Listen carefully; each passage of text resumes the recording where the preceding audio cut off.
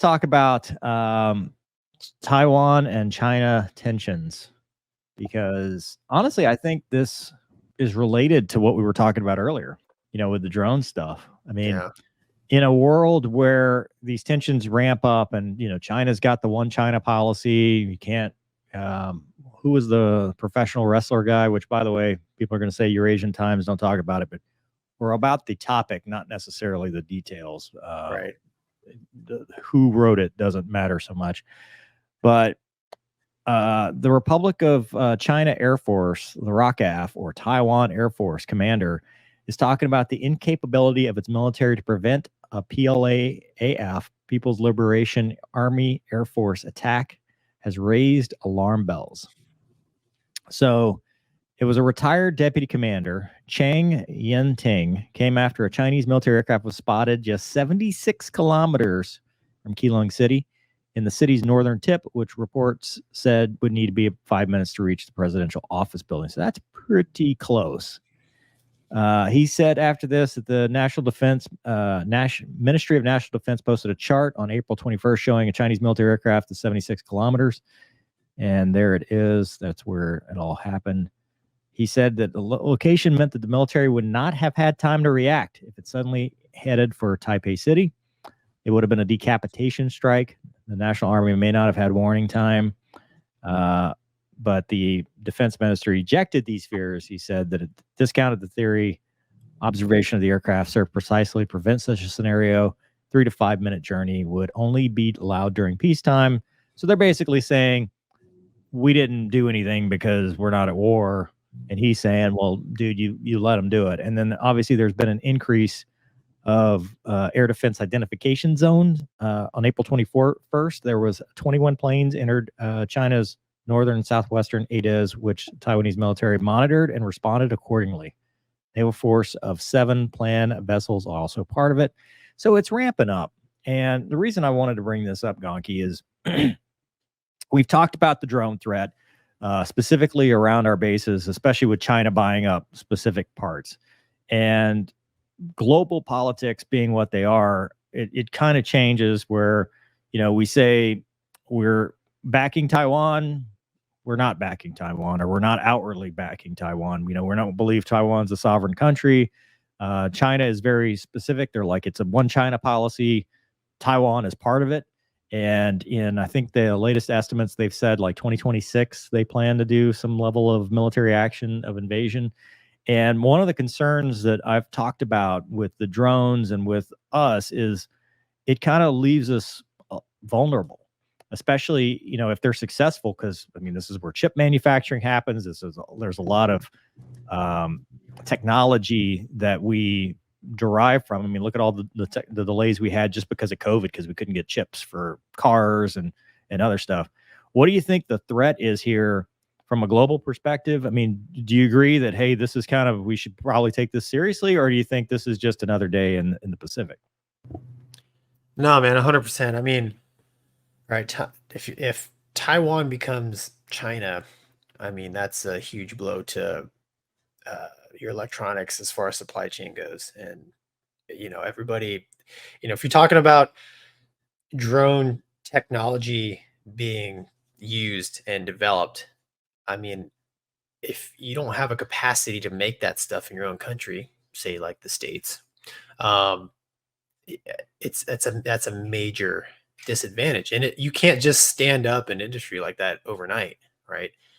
The fact that, Taiwan, China taking Taiwan really, I think, puts probably the rest of the world at risk as far as being able to source parts to build more complex weapons, which is bad. I think beyond that, not just, if you back up, not just China taking Taiwan, but the overt act is a hot war, because inevitably the entire region descends into an open conflict. And I think that's something that nobody wants, because it is not, if you start having to defend the Taiwan Strait, that's a very bad scenario for everybody involved. And now we are toe to toe with China. It's not it's not the Russia-Ukraine scenario where we're kind of proxy war, we're kind of feeding them stuff. That is, everybody gets involved. I mean, I say that, historically everybody gets involved, but it could be. I mean, we could sit back and watch. I doubt it. I think if that were to happen, it would be a shooting war, and I don't think it would go well for anybody involved. No, I mean, as a Hornet guy, I did these kind of exercises, and it's not pretty. I mean, yeah, the problem there is you're in their backyard. yeah. I mean, if China tried to come over and take, I don't know, San Francisco, yeah, San Francisco, or Navy North Island, some island, right? Yeah. Which was literally 10 minutes off the coast by jet. It's going to be a tall order because now you're in our backyard. So it's like you said, man, it's not good. And it, in addition to, fighting so far from home, basically, I mean, for sure, the supply chain will be an issue. Yeah. Yeah, it's not, I don't think it's something that anybody wants to see, but it's definitely a threat because if you go into, I mean, there are already overt acts as it is with hacking, and they're talking about hacking infrastructure here in America and their ability to retaliate that way. But now add in the drone threat, now add in the various other ways, infrastructure, economically, then it's not just a war in Taiwan. Now Americans, just like World War II, which you were talking about earlier when you're talking about the memorial, Americans are feeling the effects because, not since Pearl Harbor have we really had an adversary that could directly attack our bases and attack us. And now, I mean, what's to stop it? I mean, it doesn't, you don't need a bomber fleet to come bomb a base. You just need a small group with the right tools and equipment. Yeah, and as a guy that buys and sells land, you can be a Chinese business person and come here to the United States and legally buy land. I mean, so if you start thinking about like, well, where are they going to launch these attacks from? I mean, there's all kinds of possibilities out there. I would hope, like you always say, diplomacy prevails. And, it's not something, these little onesie twosies, fine, but I don't want to see a shooting conflict. I don't want to see an outright invasion of Taiwan happen because of the implications of what's next. Because they're not just going to go, okay, thank you. And I think there will be a broader conflict if that happens.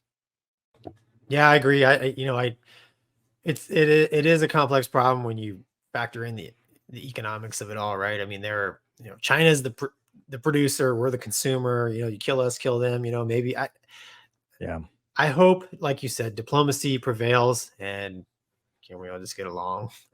Let's make money instead of war, right? So just take a break for a minute. And you're right. Yeah.